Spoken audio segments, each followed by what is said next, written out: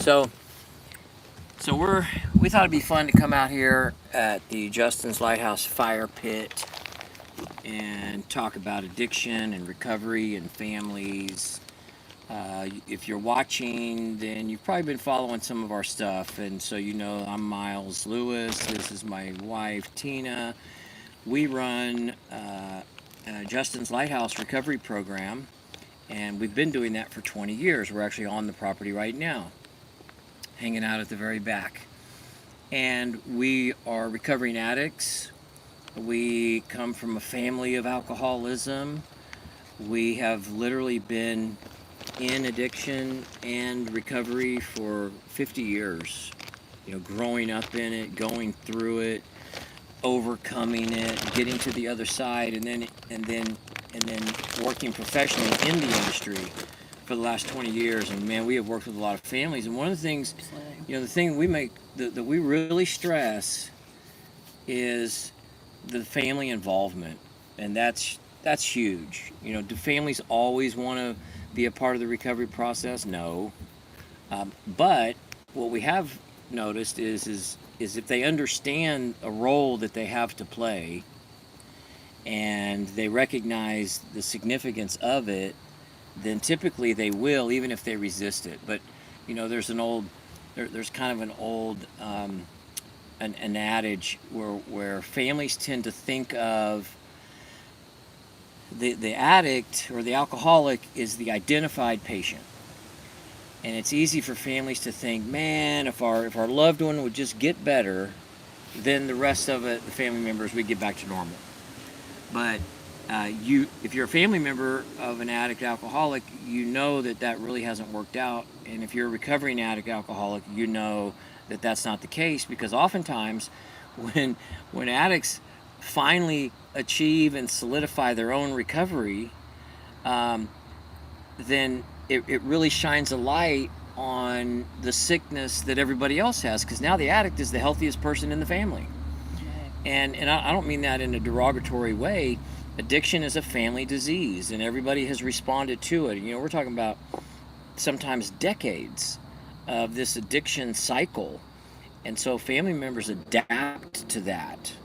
And so it's wrong thinking to think, man, if our addict would just get better, then we all get back to normal. Well, I think that families think that because that's what they've been taught. That they're not the problem, that their child is the problem, or their adult child is the problem. And that's not the truth. We know that the fact is that parents haven't been taught the right way. And that's something that we really stress about. Yeah. If the family does not heal together in the recovery process, because each of the parties have trauma, if they don't heal that trauma and learn how to communicate with each other differently, the addiction will just keep repeating itself. And if not with the same child, it may go down to a different kid, because it's the chaos that's creating, all the dysfunction. That makes me think of some of you guys may be familiar with the documentary Pleasure Unwoven, Yeah. and Dr. McCauley did such an amazing job with that. But he talks about that at the end, that yes, we as a recovering addict alcoholic, we do pass on that addict gene, but if we can solidify our recovery, and it's a process through neuroplasticity. The brain gets programmed in a particular way. Well, in recovery, we're literally reprogramming the brain, and so we pass that on as well. And as parents of 3 children, all of them children of addicts, we've seen that. We've been so blessed. We've passed on our recovery to our kids, who are now well into adulthood. I think the youngest one's 25. I know the youngest one is 25, and they just have had completely different lives than we've had, and that's really cool to see. Yeah. And so that's one of the things that really inspires us to almost insist that families that are part of our program participate. And even so much as, Tina calling them, going, hey, you better be here. You better be here on Thursday. You better be here for the thing, because, they may, in the beginning, they may say, yeah, we're serious, we're going to participate, and then it's, they just kind of check out. Well, they're kind of excited because they don't have all the chaos anymore, And I had a parent tell me once that this was the first time that she slept all through the night in like 10 years. That she'd been dealing with her alcoholic or her addict daughter, and it was sad. That she hadn't even slept through the whole night because she was scared she was going to get that phone call. Yeah. Your child's hurt or your child's not coming home tonight or whatever. She was just afraid of that. Yeah. That's so true. And of course, when you're in your addiction, you're hurting people, but there's really not a lot you can do about it. Right. And which just increases that sense of shame. And I'm kind of sitting a little bit back, but really thank you guys for commenting. Yes. That is so true. You will lead them on the right path. Someone says, what is that? Bob 2G's 10. I don't know what that is. I would never change myself because someone else is hooked on drugs. I would never change myself because someone else is hooked on drugs. Okay, well that seems pretty reasonable thing to say. One of the things that that is also important. Well, I wanted to get into this. Well, what I call the biggest mistake families make in early recovery, and I'm talking about, it could be the whole dynamic, and that is, and we all do this, kind of human nature. When the addict, the alcoholic, starts putting some recovery together, it's amazing, right? And especially, I remember my journey. I used for 20 years. And being sober for the first time, that first few months, it's amazing because your brain's coming back online, and you can even have kind of excess dopamine releases, which balance out. You get a balance, but in the beginning, what's called the pink cloud or the honeymoon period. And very quickly, it's easy for everybody to be so excited about this newness that we start thinking about the next level. Right, and so families are like, okay, let's get them a car, let's get them into a new apartment, let's do things that will empower our loved one. And in a rational world, that's a blessing, because not a lot of families are able to do that. So it's really cool when families are able to do that, to set us up in an apartment, get us a new car, get the old car fixed, whatever it is, take us shopping, give us some cash, and really kind of prop us up. And get us enrolled in school and pay another semester of tuition, or put him to work with Uncle Bob's shop or whatever it is. And those are all great ideas. That's not what hurts. What hurts is the focus is on helping the addict change their situation without regard to them continuing to change themselves. And we know that it takes the brain at least 12 months, and that's not even the behavioral stuff. And so some of you guys may even recognize that pattern in your own lives. I certainly recognize it in my life. Every time I crashed and burned, man, either my grandparents were there or my mom was there, and it's like, they just like prop you up, just like make it all go away, and now I got this stuff. But until complete change occurs, where that recovery is solidified, and that can take months. Everybody's a little bit different, but it in the first 30 days. Right. It's not the first 60 days. It's not the first 90 days. And so what we always tell families is when you get to that point where you think it's time to take the next step, don't take the next step. Just keep doing what's happening. Keep doing what you've been doing that got you to a good place in the first place. Because that's part of the sickness is, the addict has it, family members have it. When we get to a good place, first thing we want to do is start adding something. Well, I'm ready to get a new girlfriend, a new car, a new house, a new apartment, a new this, new dog, new this. It's like that movie in, 28 Days with Sandra Bullock. And they're like, just focus on a plant. Just take care of the plant. If you can take care of the plant for a year, then we can talk about moving on.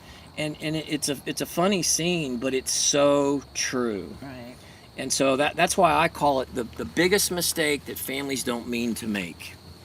And when everybody can recognize that and keep doing. I mean, how many times have we had conversations with families where they said, you know what, they look so much better, they seem to feel better, they're sounding better, and they want to leave rehab early, and I think it'd be a good idea. You know, how many times have we if we had those conversations with like, no, no, no, no, Yeah. and redirect that, and the families that listen to that, their adult children are now 10, 15, 18 years sober. Right. The families that go, oh, no, I think it'll be okay. We're ready to have him back home after whatever, 45 days. He'll be with us. He'll be in a safe environment. Yeah, he'll be in a safe. Nothing will happen. Several of those people that I'm thinking of now are dead, and many of the others are still struggling to this day. And you know, when we've had so many cases, and we could sit here and talk case studies all night long, but the important thing is to keep focusing on the solution. Keep focusing on the solution. Absolutely. Keep focusing on the solution. Pokemon Virgin. Oh, that's funny. I always think of myself as an addict, even being sober after a year. I feel out of place, like being an addict is part of my life forever. I think that's awesome. You know, we have that conversation a lot with people, and you know, a lot of people are afraid, well, I don't like that title, I don't like that label, and I mean, I don't like that label either, but I've come to really make friends with it and realize that's not your identity. But when I keep that mentality, when I keep that perspective about myself, it keeps me healthy, it keeps me safe. It doesn't mean that I'm a loser, right? That's what we're afraid of. Well, if people know that I'm a recovering addict, then I'm a loser. That's our self-talk. That's the lies we've been telling ourselves. But it is a great identifier for me, and maybe you can relate to this. It's a reminder that if I'm not paying attention, and you know, not hypervigilance, but if I'm not staying in my routine, and I'm probably not going to relapse today, and probably not going to relapse a year from now, but it's just a matter of time, right? That I have that in me, and so I need to always remember that. And people think, well, you work in the field, so you're like surrounded by treatment all day long, and that's really not the case. I've known so many professionals who they treated their work with addicts as their own personal recovery, and they're the ones that struggle. They may or may not relapse. A lot of them do, and so I think we've done pretty solid maintaining our own recovery. But I do notice, and I always share this with the group, when I'm having funky days, when I'm starting to feel a little irritable, restless, and discontent, it's always because I've been letting up on one of my, right. One of my, what I call dailies. One of my daily things, and part of that daily thing is remembering, hey, I'm an addict. I am absolutely an addict, and I want to live in recovery. And so I think that's a healthy perspective. Don't be afraid of that.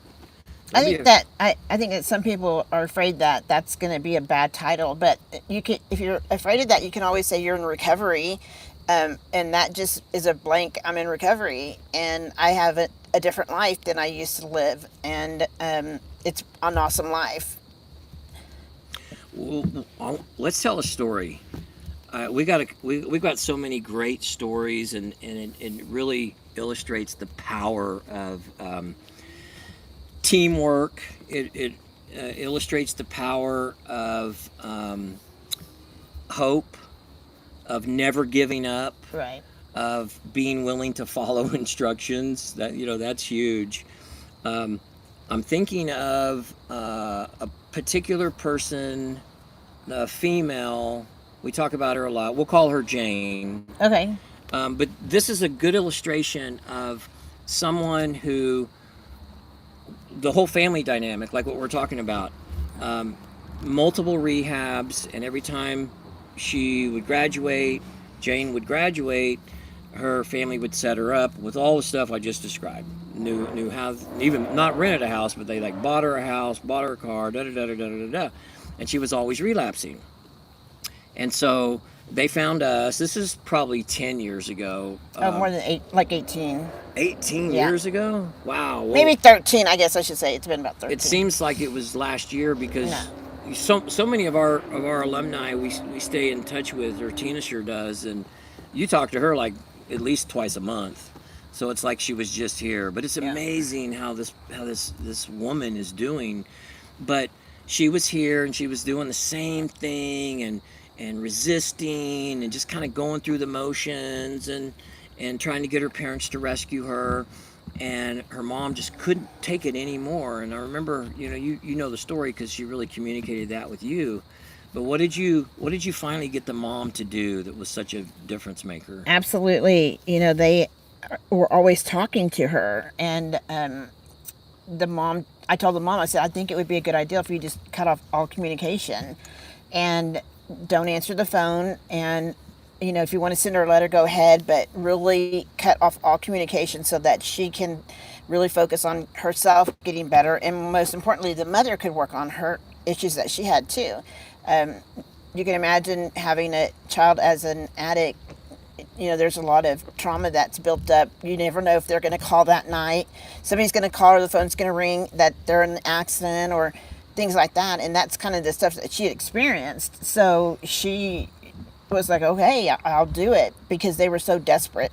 And she shut it off. They didn't speak for 90 days. And in those 90 days, that person literally turned the corner. I remember we were in the office, or in the living room at the girls' house, and we were doing a group, and somebody had held her accountable, and she got mad. And usually when somebody would do that in a group setting, she would just get up and walk away. And I remember, like we've all done. Yeah. Like, I don't want to hear this about me. Y'all don't know who I am. All those things that we tell ourselves when we're getting held accountable. And I remember you told her, just this one time, do something different and turn around and come back down and sit. And I remember she thought for a minute, and then she just went ahead and turned around, and she sat down. And it was amazing, because that was her turning point, where she was able to really start listening and accepting the accountability, but most importantly, putting into practice what she had been learning at Justin's Lighthouse. And she turned a corner.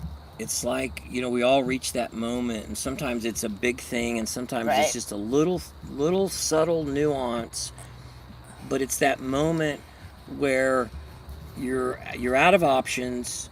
I don't think she would have turned around if she'd still been communicating with her parents during that period, right? Because it was not communicating with her parents that was starting to register, hey, I got to start doing something different. I got to start doing something different, which I can totally relate to. We all need that if we want to live. And she did in that moment, and it seems so insignificant, but it was such a game changer. Yeah, it's a great example of a parent doing something or changing themselves so that they could be a healthy family. Yeah. And that was, both of them were working on it, not just, the person that was here. Families say, well, we've tried everything, which is code for we've spent a ton of money changing their situation and nothing works out. Right. And if the addict doesn't want to get better, there's nothing we can do. But here's a really important, critical point. The addict will not seek change until they have to change. And so for each of us, that can be a little bit different. I think what families don't or have a hard time recognizing in the beginning is we as addicts, we get really good at adapting to the bottom rung. Right. Whether you grew up in a middle class environment or an upper class environment, or whatever environment, you're accustomed to a certain type of lifestyle. And so it's easy for families to go, wow, they would never accept sleeping on the street. Right. Well, they would never sleep in their car. They would never couch hop. They would never. But they're watching us do this, and they're totally baffled and confused. And of course, the family wants to just go, well, we'll get them an apartment. Right. But to the addict, it becomes the drug changes the brain so much that sleeping in a park occasionally seems perfectly acceptable. Right. If it means I don't have to change. And so the more families have real boundaries, I know it's a cliche, but understanding how to implement those boundaries is the key. Right. And the more firm the family boundaries are, the closer that addict is getting to accepting help, Right. whether they recognize it or not. Yeah. And that's something that, we teach people at our families here at Justice Lighthouse is we teach them not to disengage. And like you hear a lot of people, you just need to leave them alone, just, not do anything, but to set up some boundaries. And that's what parents do, families do whenever they're learning how to take care of themselves too. They set up boundaries that are healthy for everybody. And that's important. I'm kind of new to the whole live stream thing, so once the comment is done, it's gone. We can't like go back and look. I think you can, but I don't have it on my phone. Sorry, so I'm gonna take it more seriously and try to keep up with these. So, okay. How did we get it on my phone? Even though, just go to the thing and I don't know. Do we have you as like a moderator? Yeah. You should be able to do it. I don't know how. Sorry, guys, it's not working. We'll figure that one out because we really want to. That's kind of why we want to just roll out tonight because we want to do a lot more of these and be as educational as we can. But this is a good comment. Even when taking up other hobbies, I have that addictive personality. I'm now struggling with other aspects of my life. Absolutely, that's the compulsivity, which is that really illustrates that. I say all the time, we don't really have a drinking problem, we have a thinking problem. And so if it's not drugs, if it's not alcohol, if it's not gambling, Amazon shopping, it's going to be something because it's about relief. Right. And so even though it might be, I'm a workaholic, right? Someone might say, well, I'm a workaholic. How can that be a bad thing? Well, you want to measure that against the balance that you have in your life. Like I might work 18 hours a day, but what about my kids? What about my wife? How am I living a balanced life? And you know that you're not living a balanced life because you're irritable, restless, and discontent. You have a lot of anxiety, a lot of frustration, probably still carrying some shame. What I would suggest would be, hopefully it hasn't gotten too debilitating where you're just like missing out on all kinds of responsibilities, but just recognizing maybe I'm getting a little overboard on whatever sewing or whatever it might be, and I want to make some changes. Compulsivity is the result of unresolved trauma, and in fact, I had a whole thing worked out. I was going to talk a lot about trauma tonight in this live stream, and I left my notes in the office. But I mean, I can ad-lib it if anybody wants to hear it. Trauma is very misunderstood. We all think, oh, I don't have any trauma because I had a great childhood and I got to do everything I ever wanted and I got to play sports and play instruments and there's nothing to see here. But here's the thing. That's not how trauma works. Trauma is not a situational experience. That's why two different people can have the exact same experience or grow up in the same household, siblings, Right.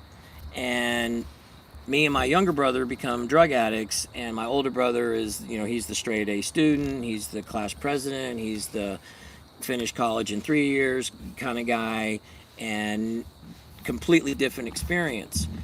Trauma isn't about what has happened.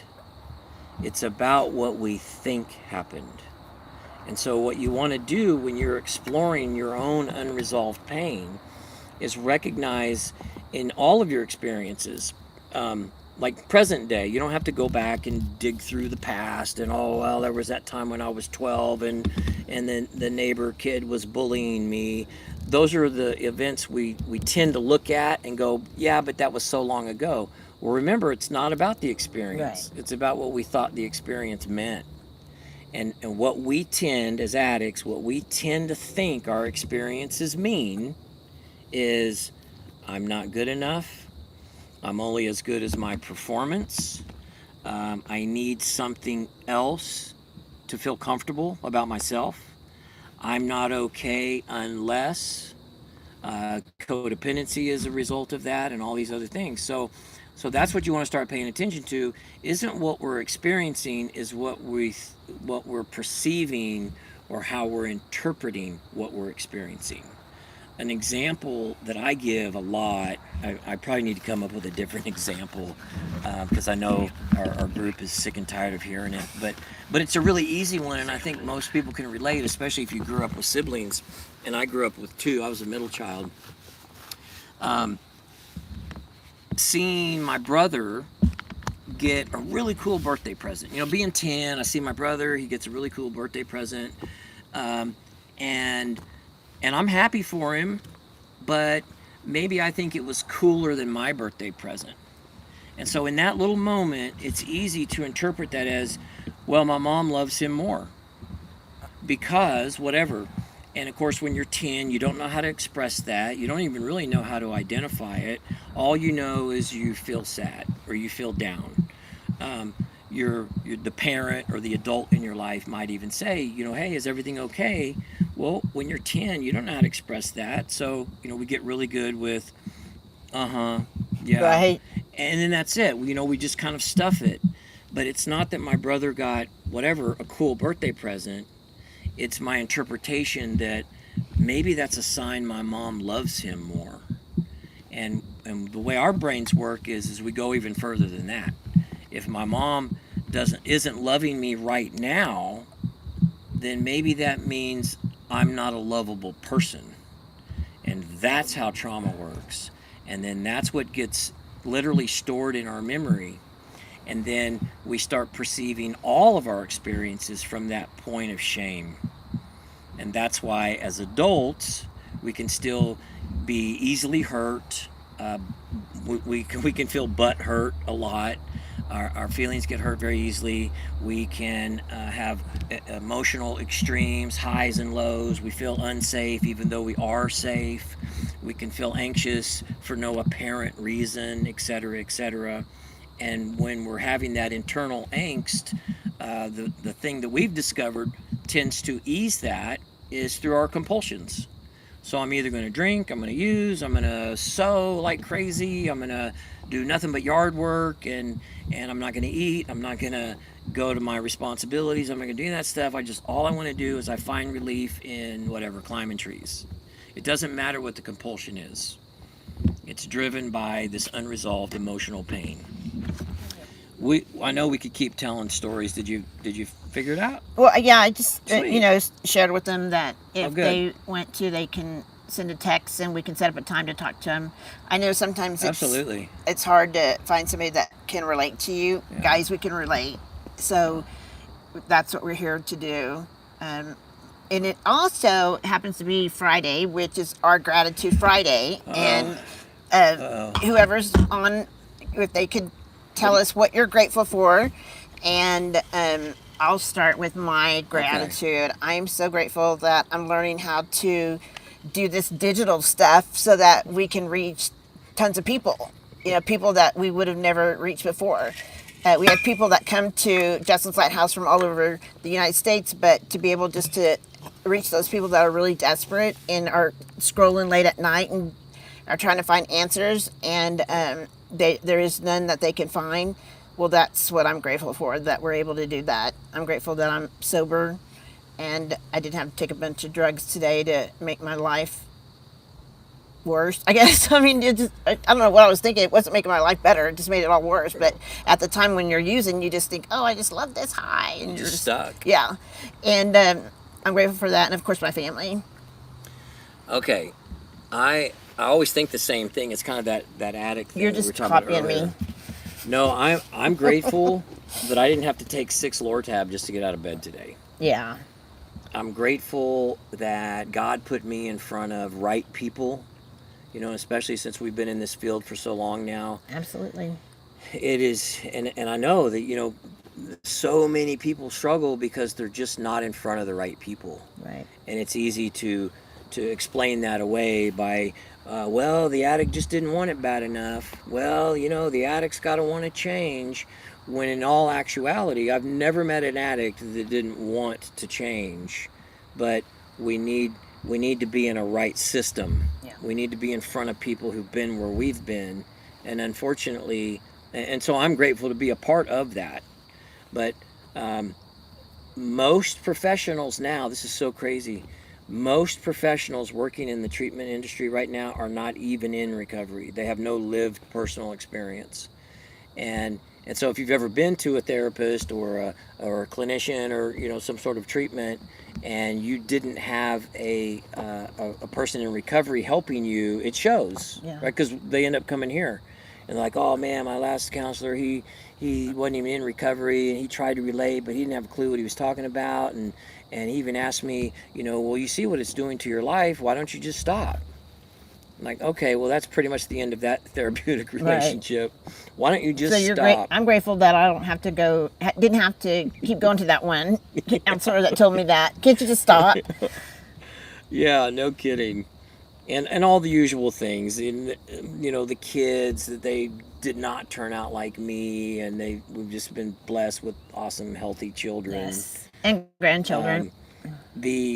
I was going to say the same thing about this digital thing. We've only been doing some online stuff seriously for the last few months, and it wasn't my generation. We've really gotten a crash course in social media and filming and shooting and editing and just trying to do some cool things, because there's so much information that needs to get out there. Right. That people, we know that they're not getting it because you talk to these families every day. So I'm grateful to be a part of that. That's really neat. Part of the solution. So yeah, so anybody, drop your gratitude in there. Yeah. Give us your gratitude. We are. Let me see. Yeah, it's time. Okay, let's cut it then. That's fun. For you guys who watch That's this, fun. that's awesome. Yeah, thank Please, y'all. check out our YouTube page. Miles has some really good lectures on there. And like I said, utilize that number that I put on there if you really need to talk. Yeah, totally. We will. All right. All right. Good night. Yeah. Thanks, guys, for watching.